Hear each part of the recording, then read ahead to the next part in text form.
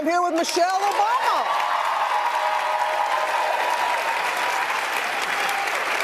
She has a powerful new memoir that's out this morning. It is called Becoming. It takes readers on her life journey from being a daughter of the South Side to a successful career woman, wife, mother, and then First Lady of the United States. Then there was that. Then there was that. Then there was that. But that's what, I mean, it's a journey. It is First a of all, journey. thank you, thank you, thank you, thank you. Thank you for the special, thank you for being you, Robin. Oh, well, no. I was thinking the reaction, because people just felt that they were seeing a side to you that they hadn't seen before, how comfortable you were in sharing. Today's the day. Book's out. Book's out. It's a book. It's book's out. It's real.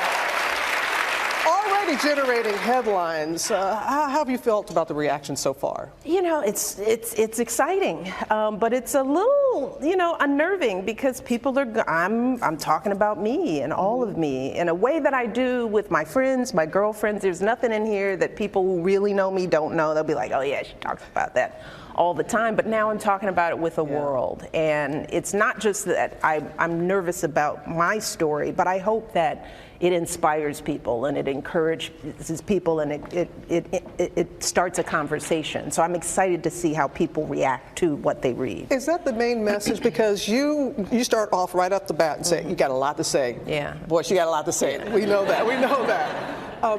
What is the message that you hope resonates most with readers? That all of our stories matter. And I think, you know, I talked to a group of Whitney Young students yesterday, and a couple of them said, I don't even know why I was picked to be here to talk to you.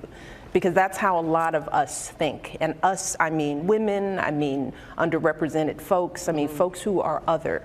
We feel somehow that our stories don't matter. And that's because we hear so few stories. The stories of what it means to be human, what it means to be American, those stories are limited.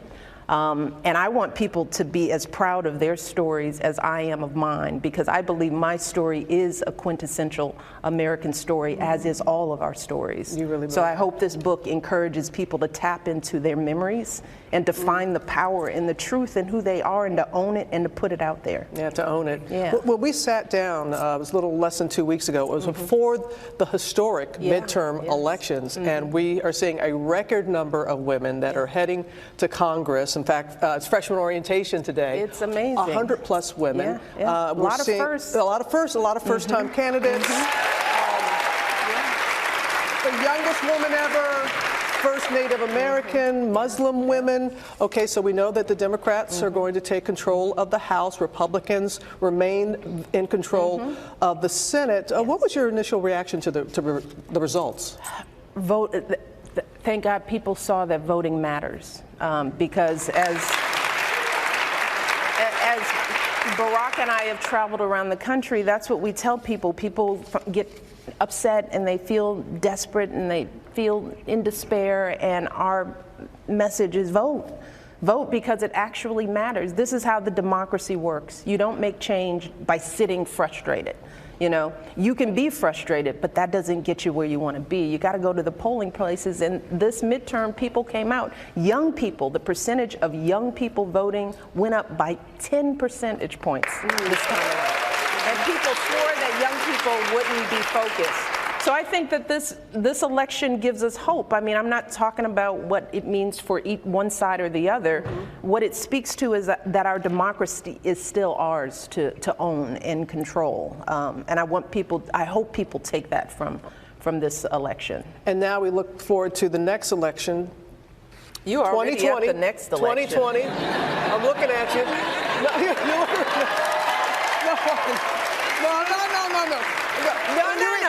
What are you talking about? What's your point? No, you made it abundantly clear that you have no desire to return to public service like that. But what candidates do you see out there that inspire you and that catch your eye? And did you hear recently one of Hillary Clinton's former advisors is speculating that she could run again? Do you think she should? I think at this point everybody's qualified and everybody should run. I was like, I might even tap Sasha. Sasha, you got some free time? I think you do a great job. Are you saying that because of what we currently have? What I am saying is that You went there. You went there. No, you went there. No, you went there. No, you went there. No, you went there.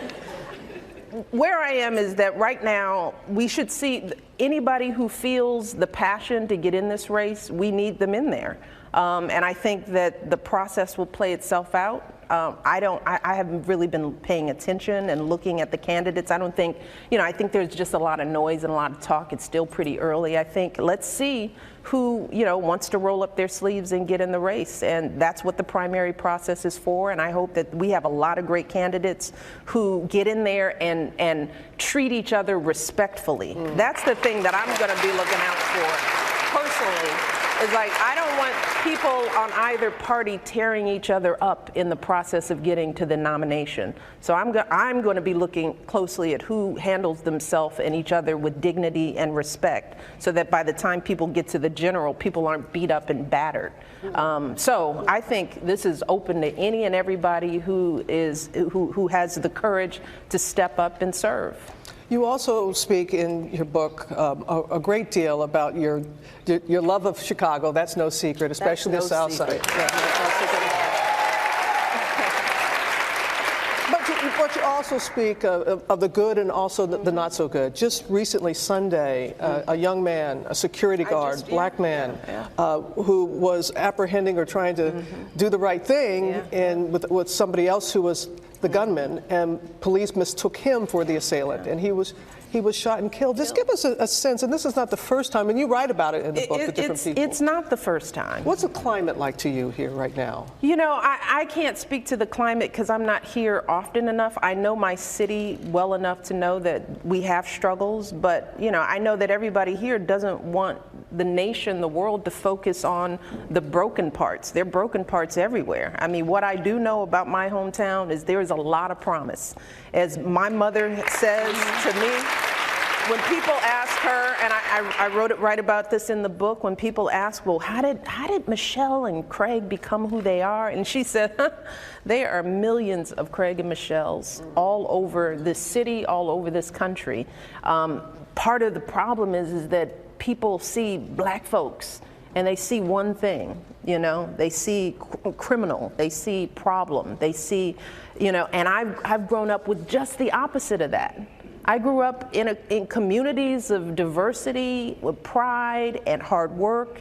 That's the Chicago I know, and that's the Chicago that I want to lift up in my book, because we talk too much about the problem. A final thing that you wrote about that I think really puts it all together. What I won't allow myself to do is to become cynical. In my most worried moments, I take a breath, I remind myself of the dignity and decency I've seen in people throughout my life. The many obstacles that have already been overcome, I hope others will do the same. For those who are struggling to find hope, what is your advice? Think about our young people. I say this all the time. We owe our young people hope, because what's the alternative? And young people grow up better than us. The kids growing up today, they're growing up within a different world than even we grew up in. More diversity, more openness. Yes, we still have problems, but as Barack would say, if he had to pick any time in history to be born, if you think throughout the history of this country, what period would you want to be alive in? Today. Today is now there is more acceptance, more openness, more equality, more opportunity. It's not all completely fair. We still have problems, but this is where we want to be for our kids. We want to invest in the now. And we're here with you right now. We're going to be with your brother in the next hour. Becoming is out now.